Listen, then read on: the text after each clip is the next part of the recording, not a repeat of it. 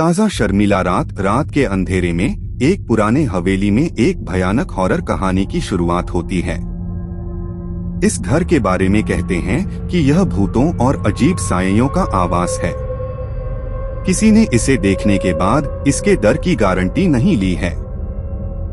बहुत से लोग इस हवेली के पास से गुजरते हैं, लेकिन कोई भी इसे छूने की हिम्मत नहीं करता। एक रात जब चांदनी रात थी और हवेली के आसपास सब शांत था, एक लड़का नाम विक्रम अकेले रास्ते पर था।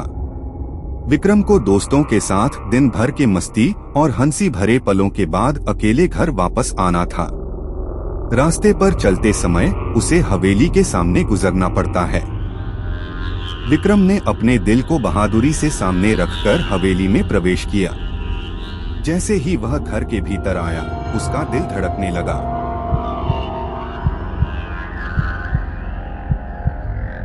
वहां कुछ अजीब सा लग रहा था। हर कदम पर वह डर से कांप रहा था, लेकिन वह साहस से आगे बढ़ता रहा। धीरे धीरे विक्रम को हवेली के अंदर भटकते हुए काफी समय बीत जाता है और उसे एक कमरे का द्वार मिलता है। दरवाजा धीरे से खुलता है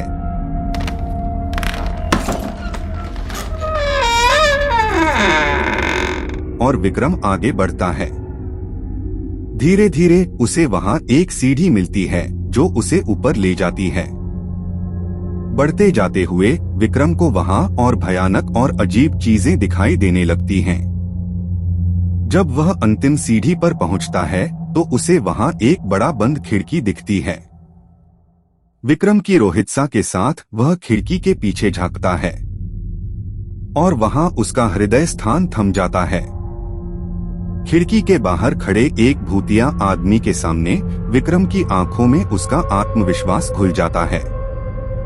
उस भूतिया आदमी की आंखें लाल थीं और वह भयावह तरह से हंस रहा था।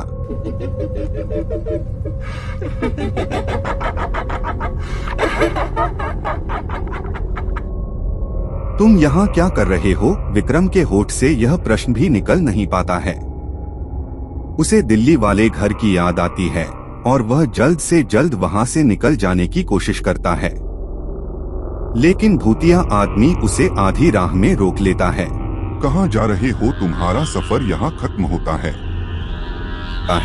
भूतिया आदमी की भयावह आवाज से विक्रम के खून में खलबली मच जाती है। विक्रम की रूह तबाह होने के लिए तैयार थी, लेकिन वह सोचता है कि वह अभी तक जिंदा है। उसकी खौफनाक जिंदगी अब भूतों के बीच जीने की कहानी बन जाएगी।